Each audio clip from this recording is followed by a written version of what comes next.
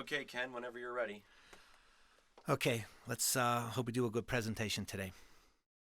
This is a video about nutrition. You're probably watching it on the internet, so let's get the obvious out in the open. The internet is loaded with videos about nutrition. There is no shortage of people trying to separate you from your time and money with their advice on nutrition and sales pitches for nutrition products. If you Google the term nutrition videos, the search will return 162 million hits in about 1/2 of a second. But this is the video you're going to pay attention to. This is the one that will capture and keep your attention. By way of introduction, my name is Ken Kazak.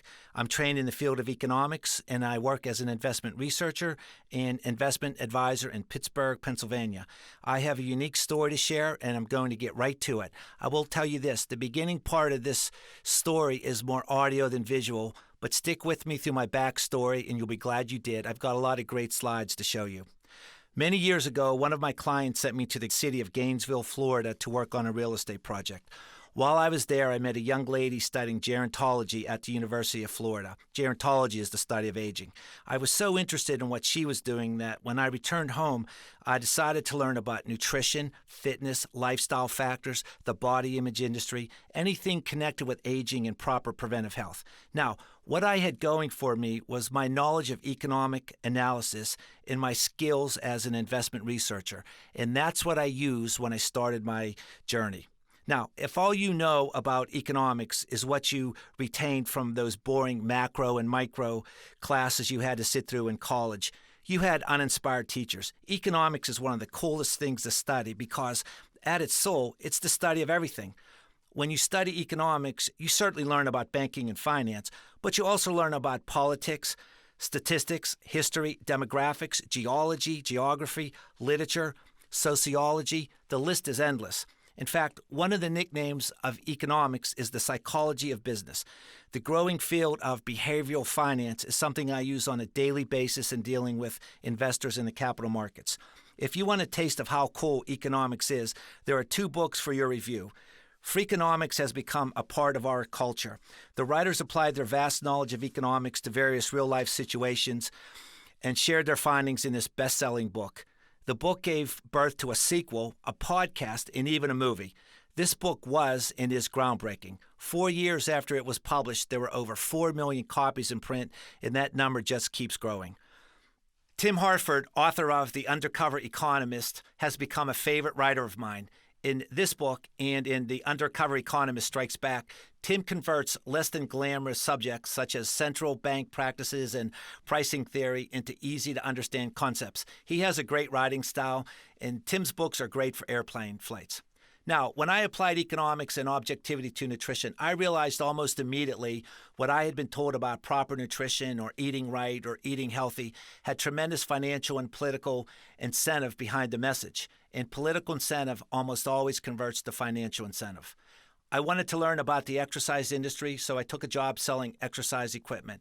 When I started, I couldn't sell anything. I was awful. But the owner of the company gave me the time to learn about each piece of equipment, its purpose, and how it was built. Once I learned how to explain the value of our treadmills and home gym units, I became the top seller of exercise equipment in the city of Pittsburgh. I left the exercise industry and started doing nutrition seminars. I did seminars at the police academy, the fire academy, colleges, hospitals, nonprofit groups, and private sector companies. I got paid far less than I got paid, but I didn't care.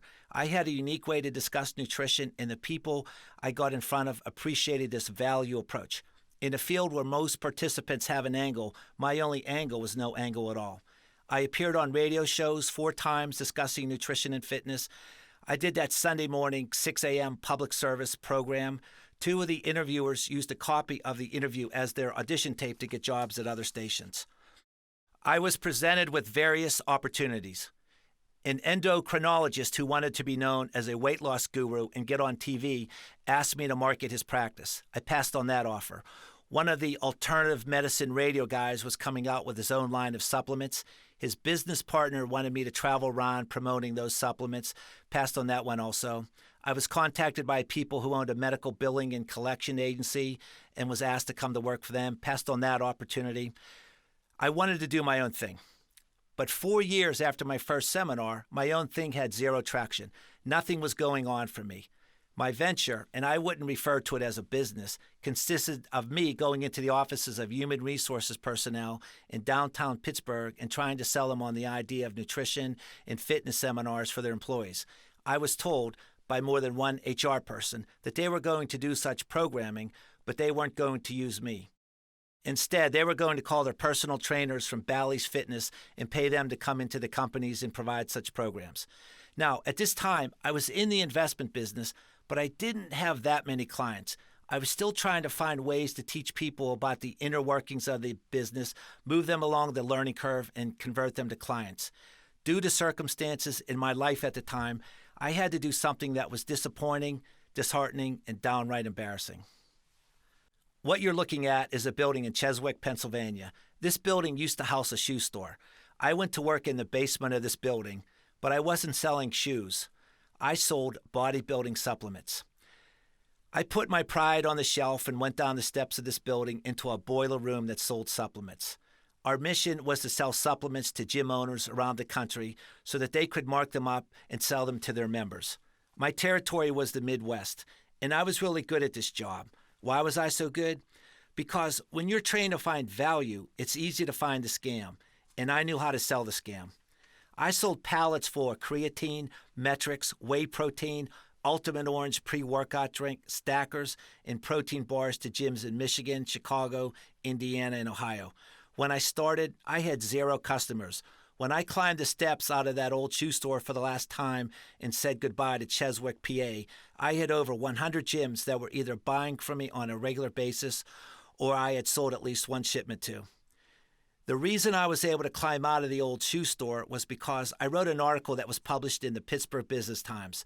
The article was about the importance of investors paying low fees on their assets. The Business Times changed my title, misspelled my name, but the article made some noise. There were enough people who read the article, who contacted me and became clients of mine, that I was able to get out of the bodybuilding supplement industry.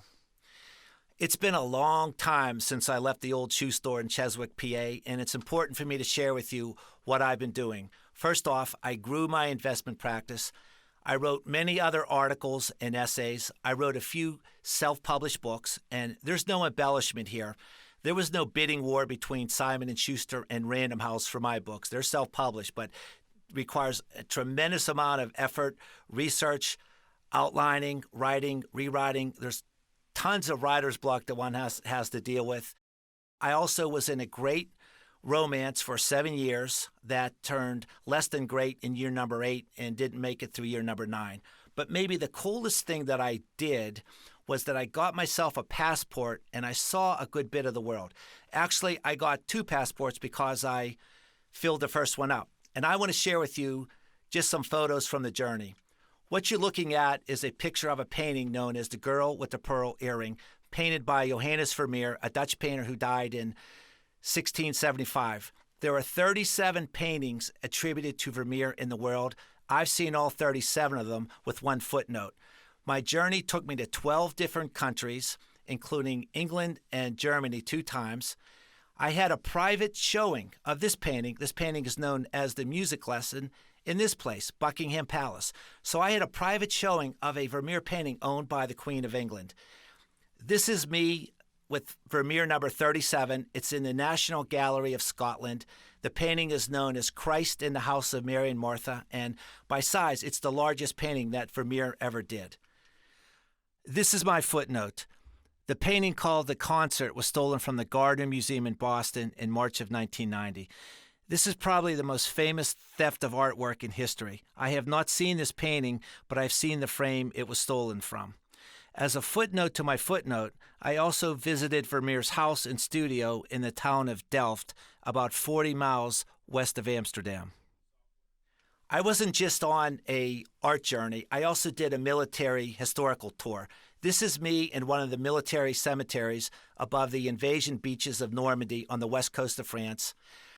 This is me at the island of Iwo Jima.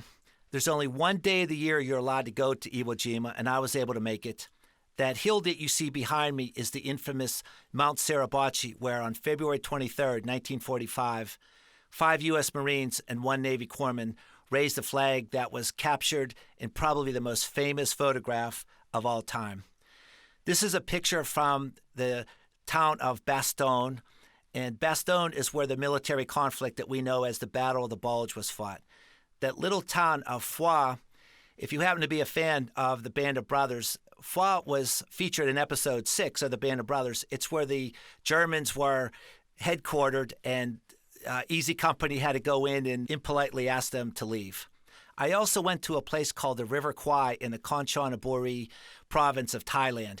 I don't have a picture of the River Kwai here, but what I brought is a photograph from Bangkok, and what it shows are 3 Thai children playing the universal game of rock, paper, scissors. I finished my Vermeer journey in October of 2013. I wrote an article about my experience that was published in The Artist magazine. Coming into the end of each year, I'm one of those guys that always plans on the things I want to create, achieve, and accomplish in the new year. All the time I was living my life and traveling and doing my various projects, I kept a crate in my office. This crate contained relevant articles about nutrition and fitness and summaries of books I had read. If a celebrity came out with a weight loss book, I read enough of it to see if they offered anything unique and relevant. If not, it went right back to the library. If I came across a nutrition product that was in the scam category, I made a note of it and put it in the crate. When I did seminars in the 90s, I had a handout titled Cut Your Calories Now. It listed 12 ways for individuals to reduce their calories. During the intervening years, if I came up with a way for individuals to reduce their calorie consumption, I made a note and put it in the crate. I spent 2 freezing cold weekends back-to-back in February of 2014 going through that crate. I made a new library of the information I had accumulated. I was extremely happy with the strength of my information. Instead of having 12 ways for calorie cutting, I now had 34 ways. It was tremendous fun to go back into stores and read food labels again, something I had gotten away from. It was just as much fun to try new foods and come up with food combinations that could provide a healthy and filling meal. Since I never came to terms with the way my first venture into the nutrition trade ended, I decided to put a presentation together and come back out and share my value approach to nutrition. I was the most relevant person talking about nutrition in the 1990s, and my updated material was even more relevant, timely, and insightful. Now, when doing something like this, you try to do a few presentations and get an idea of what audiences respond to and what their eyes get glassy over. As Bob Seger says in Against the Wind, what to leave in, what to leave out. I tried to arrange some seminars, and what happened to me was absolutely nothing. I couldn't get booked anywhere. For a guy who once gave a seminar at the Pittsburgh Police Academy, I couldn't get arrested with these seminars. To make matters worse, people who get paid to teach others about nutrition and preventive health went out of their way to make sure I couldn't give a free seminar. And then it happened. One of my favorite words in the English language is this one, epiphany. It means a sudden illumination or insight into a problem or dilemma. I had one of the greatest epiphanies of all time. Before I share my epiphany with you, I want to share some relevant data. This information comes from the Centers for Disease Control and Prevention in Atlanta, Georgia. This first chart shows you the increase in obesity among American adults.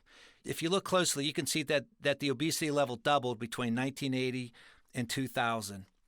This chart shows us how many million Americans are diabetic. Right now, the American Diabetes Association tells me there are 29 million Americans who are diabetic, that we're spending about 10% of our nation's health care bill on the treatment of diabetes.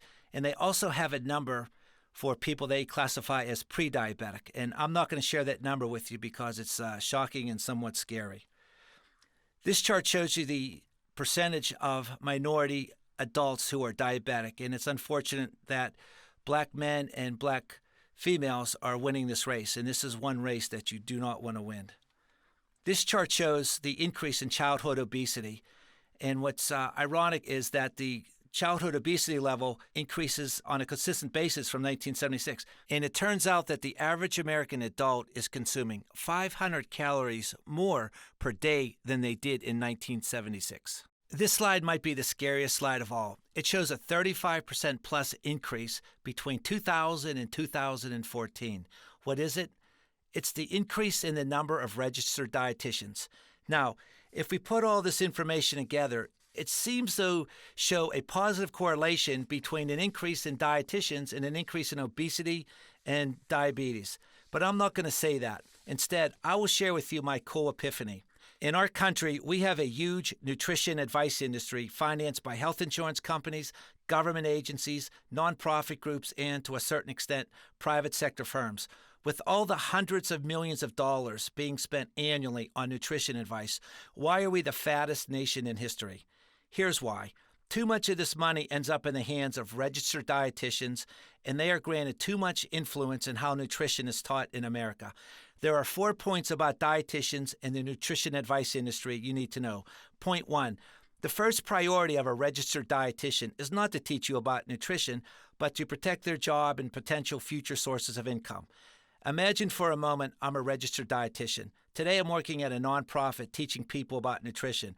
My job is not that rewarding, and with all the new dietitians coming into the market, it's not all that stable. I may have to put my resume in at the Milk Marketing Board 2 months from now. How honest and objective can I be about dairy product consumption today? I may have to go to work in the supplement industry at some point. How honest and objective can I be about supplement usage?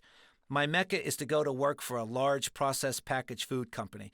How honest can I be about the food industry when discussing proper nutrition today? Point number 2. Dietitians oftentimes belong to a trade group called the Academy of Nutrition and Dietetics. This group seems to exist for the sole purpose of providing nice salaries, a retirement plan, and fringe benefits for the people who run it. This group accepts large amounts of money from the food industry each year. They once accepted a cash payment to grant a seal of approval for a food product manufactured by Kellogg's. That product, Fruit Loops. This group says the money received from the food industry is for education purposes, but it's really to pay the executives at the group. I was able to get a copy of recruiting information from the A&D. The main point, join our group if you're a dietitian. There will be a lot of work for you due to the obesity epidemic in America. Point number 3.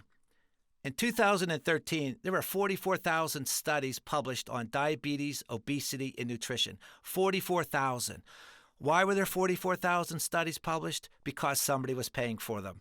And a certain percentage of that money, I don't know the exact percentage, ended up in the pockets of registered dietitians and other members of the NIA. Do we really need 44,000 studies to tell us that we eat too much food? Point number 4. In preparing this presentation, an article appeared in the Pittsburgh Post-Gazette business section. The title of the article, Unproven and Ineffective. What were they talking about? Corporate wellness programs. And why are corporate wellness programs unproven and ineffective? It's because too many members of the nutrition advice industry and registered dietitians are planning them and running them, and they just don't understand the concept of value in offering such services. So what do we have here for you today? When I returned to the nutrition trade, I had a list of 34 ways for people to cut their calories. That list is now 40 ways to cut calories. And truth be told, there are some subsets of some of the ways, so you're really going over 40 different ways to cut your calories. In addition to cutting your calories, you can learn the proper way to deal with the nutrition advice industry. There's no supplements being sold here. If you've paid attention to this presentation, you know I'm anti-supplement. There's no prepackaged foods sold here. The value is in the information. This is Ken with an update. It's a few months since I recorded the original video, and a lot has been happening. The first thing that I want to share with you that my list of 40 ways to cut calories is now a book. It's a book with complete information on the 40 ways. I put a lot of background information on why these ways made my list, some ideas and information on food combinations and meal planning for you. And beyond that, equally important to the list is the concept of the nutrition advice industry. I shared some of my personal experiences with members of the nutrition advice industry and why it's important for you not to learn just about the ways to cut your calories, but about the impact the nutrition advice industry has on the information we get about nutrition. So this same information applies from the original video. Who should be contacting me? First off, any individual who's interested in proper nutrition should be contacting me. But If you work at a corporation and you want to install a corporate preventive health program, and by the way, let me say it right now, that term wellness program is way overused. I did address that in the actual video, but if you're trying to deliver effective and efficient nutrition information to your workforce, you should be contacting me. If you work at a health insurance company, even though we've had our battles in the past, I have no issues working with you now. If you work for a nonprofit entity, if you're an endocrinologist and you know that your patients who are type 2 diabetic or just having issues dropping weight, give them this information. Let's have a chance to share with them ways to cut their calories. So the contact information has stayed the same. There's a phone number and an email address for you to contact. I look forward to hearing from you.